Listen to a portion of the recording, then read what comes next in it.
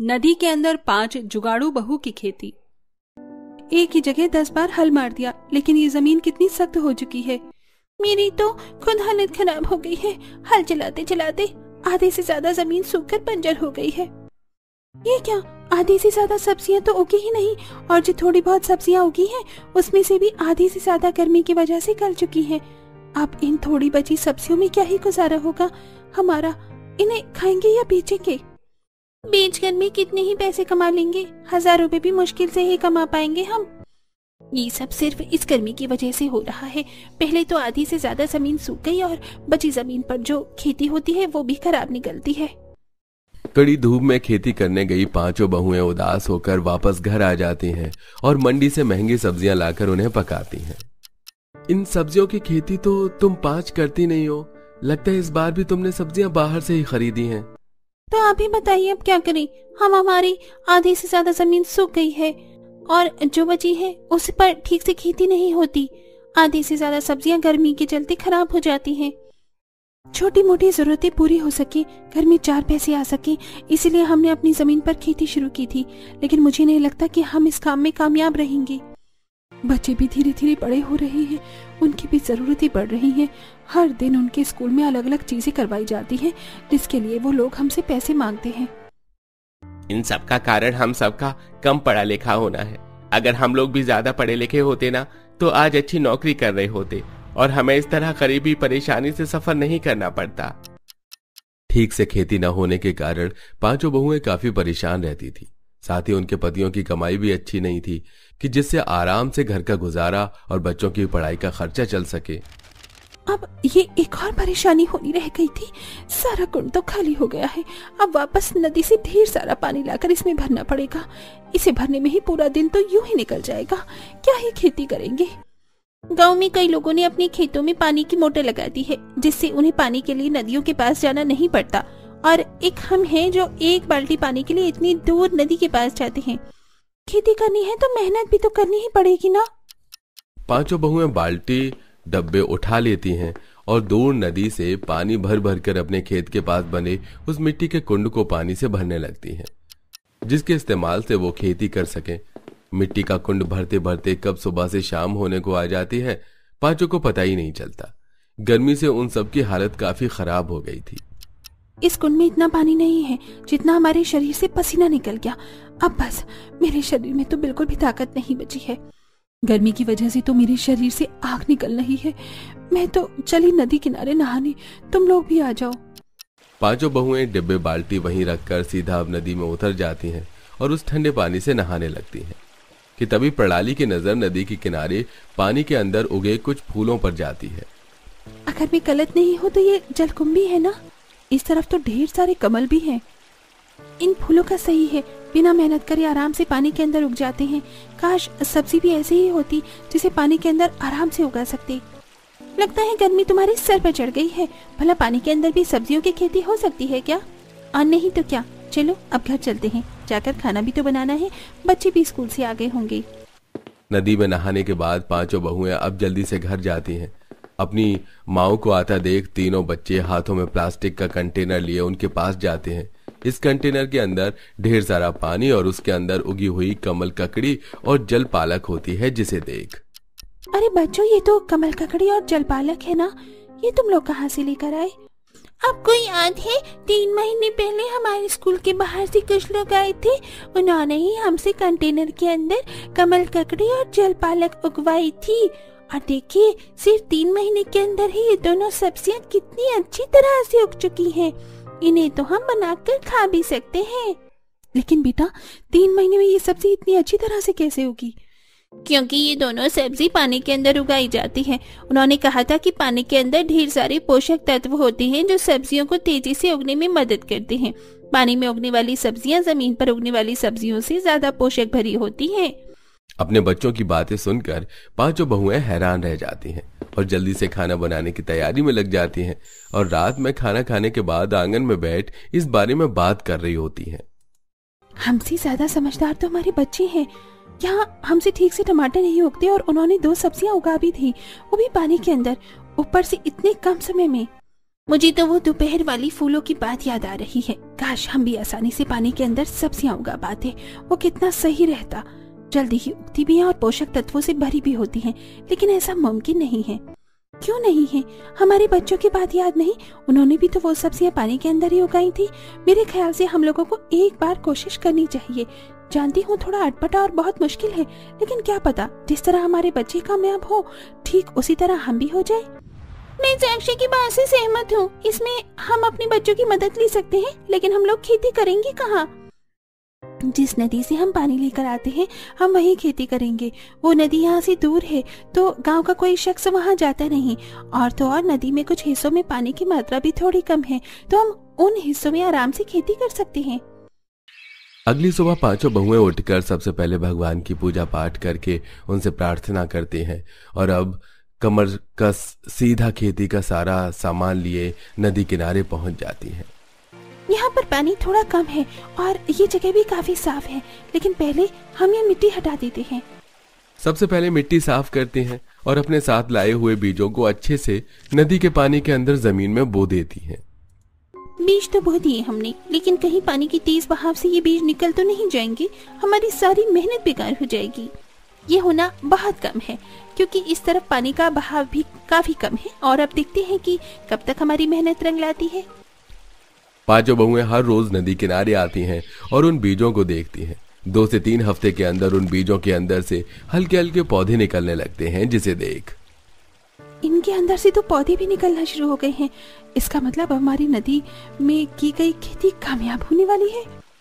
मुझसे तो इंतजार ही नहीं हो रहा है कि कब ये सब सब्जियां अच्छे से उगेंगी। कुछ ही हफ्तों बाद अब नदी के अंदर पांचों जुगाड़ू बहू की मेहनत रंग लाती है और धीरे धीरे सब्जियां उगनी शुरू हो जाती हैं। ये टमाटर कितने ज्यादा लाल और पके हुए हैं, वरना पहले जब ये जमीन पर खेती करते थे तो कैसे टमाटर गले हुए होते थे। और तो और ये सारी सब्जियां भी कितनी ताजी लग रही हैं। अब बस थोड़े दिन और फिर हम इन सब्जियों को बेचना शुरू करेंगे। कुछ दिनों में अब बहुएं सब्जियों को निकालती हैं और उन्हें टोकरियों में भरने लगती हैं।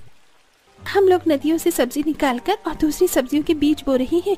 तुम लोग जब तक इन सब्जियों को बाजार में बेचाओ। मुझे तो लग रहा है कि आज हमारी काफी ज्यादा बिक्री होने वाली है। जहाँ एक तरफ अनीता, साक्षी और तारा नदियों के अंदर उगी हुई सब्जियों को निकालकर बाहर टोकरियों में इकट्ठा करती हैं, तो वहीं दूसरी तरफ प्रणाली और शीला नदियों में उगी हुई सब्जियों को ले जाकर अब बाजार में बेचती हैं। ये बैंगन और टमाटर तो काफी ज्यादा ताजे लग रहे हैं। कहीं ये केमिकल वाली सब्जियां तो नहीं? अरे नहीं बहन जी, ये ताजी सब्जियां हैं, लेकर जाइए। अगर थोड़ी सी भी कमी निकली तो पैसे वापस ले जाइएगा। हरी ताजी सब्जियों को देखकर कई सारे लोग उन दोनों से सब्जियां खरीदते हैं और जब 3 दिन बाद दोबारा ये दोनों सब्जियां लेकर बाजार में बेचने के लिए जाते हैं तो लोगों की भीड़ जमा हो जाती है। बहन जी, याद है आपको उस दिन मैं आपसे बैंगन, टमाटर, खीरे वगैरह लेकर गई थी? क्या बताऊं, आपकी सब्जी इतनी ज्यादा फ्रेश थी कि जब तक घर में सबने खाया तो सबको वो काफी पसंद आई। मैंने भी उस दिन आपसे सब्जियां ली थी और वो सब्जियां सच में काफी ज्यादा ताजी थी। उन्हें खाकर तो शरीर में ताकत से आ गई। अब ज्यादातर लोग मंडी में प्रणाली और शीला से ही सब्जियां लेना शुरू कर देते हैं, जिसे देख कुछ सब्जी वाले, अरे तुम दोनों क्या सब्जी के अंदर हीरा सोना रखकर बेचती हो, जो ये लोग तुम लोगों से ही सब्जियां लेते हैं? सब्जी वाले की बातें सुनकर प्रणाली, शीला और इसी तरह पांचों बहू का नदी में सब्जियों का खेती करना जारी रहता है। ऐसे ही कुछ दिन गुजर जाते हैं। पांचों बहुएं हर रोज की तरह नदी में खेती कर रही होती हैं कि तभी उनके बच्चे अपने साथ कुछ लोगों को लेकर आते हैं, जिन्हें देख, बच्चों ये लोग कौन हैं? हम लोग एग्रीकल्चर इंजीनियर हैं। दरअसल कुछ महीने पहले हम लोग आपके बच्चों के स्कूल में आए थे। हमने उन्हें पानी में किस तरह सब्जियां उगाई जाती हैं इस प्रक्रिया के बारे में बताया था। आप लोगों ने हाइड्रोपोनिक्स प्रक्रिया से काफी सारी सब्जियां उगाई हैं। यह प्रक्रिया ज्यादातर पढ़े लिखे और एक्सपर्ट लोग ही करते हैं, लेकिन हमें उम्मीद नहीं थी कि गांव के कम पढ़े लिखे लोग भी इस प्रक्रिया से इतनी अच्छी तरह सब्जियां उगा सकते हैं। आप किस बारे में बात कर रहे हैं? हमें नहीं पता। आप जिस तरीके से सब्जियां उगा रही हैं पानी के अंदर, इस प्रक्रिया को हाइड्रोपोनिक्स कहते हैं और हमारे देश में कुछ लोग ही इसका इस्तेमाल करते हैं। बहुतों को इस बारे में नहीं पता। आजकल गर्मी के चलते कई सारी जमीन सूख रही है और बंजर बनती जा रही है, जिसके चलते लोगों का खेती करना काफी मुश्किल हो रहा है। लेकिन हाइड्रोपोनिक्स तरीके से हम लोग बिना जमीन के भी पानी के अंदर खेती कर सकते हैं और इससे सब्जियां और ज्यादा न्यूट्रिशन से भरी होती हैं। एग्रीकल्चर इंजीनियर की बात सुन पांचों बहुएं काफी ज्यादा खुश होती हैं और जल्द ही इन्हें इस काम के लिए सरकार की तरफ से छोटा इनाम भी दिया जाता है। और अब साथ ही साथ पांचों बहुएं अपने गांव के लोगों और आसपास के गांव के लोगों को भी इस हाइड्रोपोनिक्स तरीके से नदी के अंदर खेती करने के बारे में बताती हैं, जिससे अब जिन लोगों के पास जमीन नहीं थी वो भी पानी के अंदर आराम से खेती कर सकते थे। साथ ही इससे कई लोगों को रोजगार भी मिलता है। अरे वाह मोहन, तुम्हारा गाँव तो काफी डेवलप है। मोहन, तुम्हारा घर कितना बड़ा है और साथ ही तो काफी पुराने जमाने के जैसा भी लग रहा है। हाँ, हमारा घर थोड़ा सा पुराना ही है। खैर तुम अंदर चलो बानी, मैंने सभी को तुम्हारे बारे में बता दिया है। बानी मोहन की बात सुनकर मुस्कुराती हुई उसके घर के अंदर चली आई और दरवाजे पर जाकर रुक गई। अंदर का घर काफी सादा सा था। यहाँ ये सब कितना पुराना पुराना सा लग रहा है। अरे बहू, ऐसे क्यों खड़ी हुई हो? ठीक से सर ढक और घूंघट कर। हमारे घर की औरतें इस तरह बेपर्दों से नहीं घूमती हैं। लेकिन मैं तो पूरी तरह से पर्दे में ही हूँ। मुझसे जबान मत चला बानी। हाँ बानी, जो माँ बोल रही है वो करो। बानी को कुछ समझ में तो नहीं आ रहा था, लेकिन जैसे उससे बोला गया उसने वैसा ही किया। उसने घूंघट कर लिया, जिसके बाद उसका गृह प्रवेश हुआ और फिर वो अपने कमरे में आ गई। मोहन, ये क्या बात हुई? तुम्हारी माँ ने मेरा गृह प्रवेश तो करवाया, पहले उन्होंने मुझे डांट दिया, वो भी बस पल्लू ना करने के ऊपर। तुम गुस्सा मत करो, मैं तुम्हें सब कुछ समझाता हूँ बानी। हमारे घर में सभी लोग बहुत ज्यादा अपनी जमीन से जुड़े हुए हैं, रीत रिवाज को बहुत मान देते हैं और इसी वजह से माँ ने तुम्हें भी डांट दिया। हाँ बानी, तुम वो शहरी मॉडर्न लड़की नहीं रही जिसके पांव भी हवा में थे। अब तुम मेरी पत्नी हो और यहाँ तुम्हें वैसे ही रहना पड़ेगा जैसे कि मेरे परिवार में पसंद करते हैं। क्या मुझे इतना जमीन से जुड़ा ससुराल मिला है?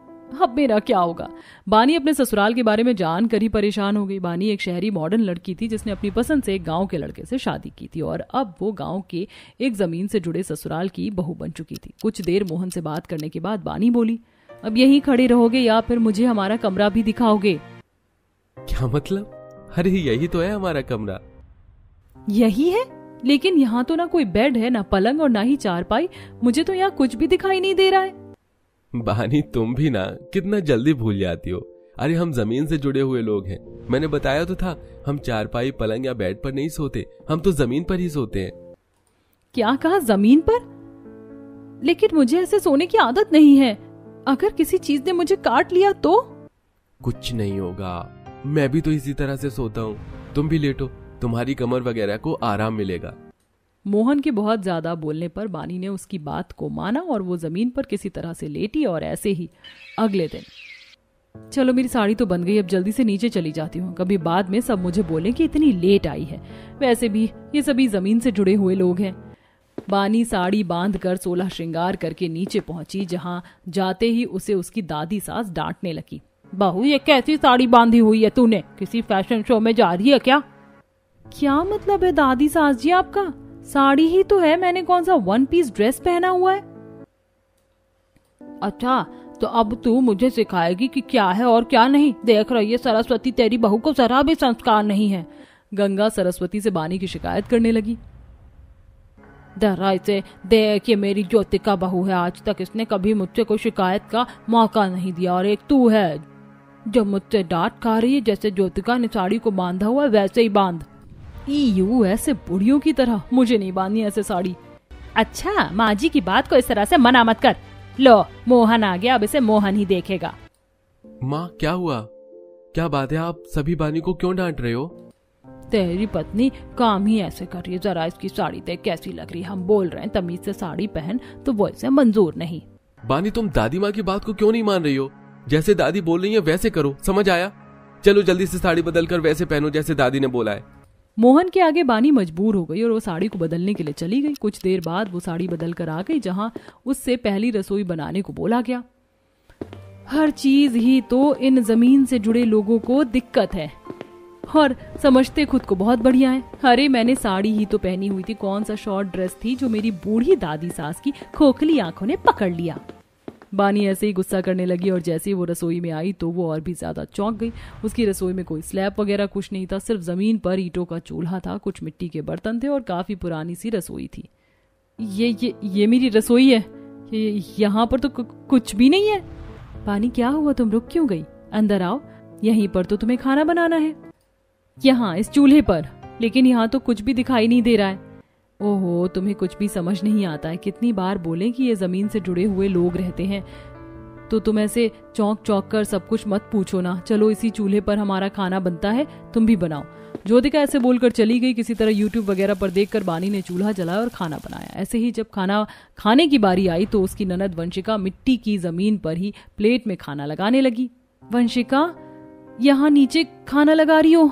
देखो, अब फिर से मत बोलना कि तुम सभी जमीन से जुड़े हुए हो, मैं जानती हूँ, लेकिन तुम सभी लोग क्या इसी तरह से खाते हो? मेरा मतलब, यहाँ पर कोई डाइनिंग टेबल नहीं है, तुम लोग इस तरह नीचे बैठकर खाना कैसे खा सकते हो?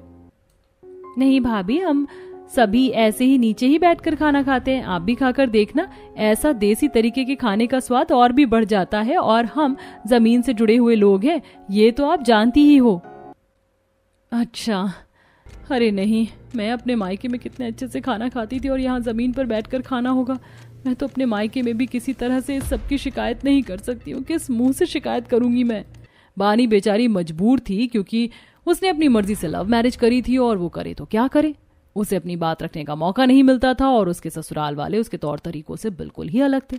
ऐसे ही सिलसिला जारी था, और अब बानी को अपने जमीन से जुड़े हुए ससुराल में लगभग 1 महीना होने को आया था।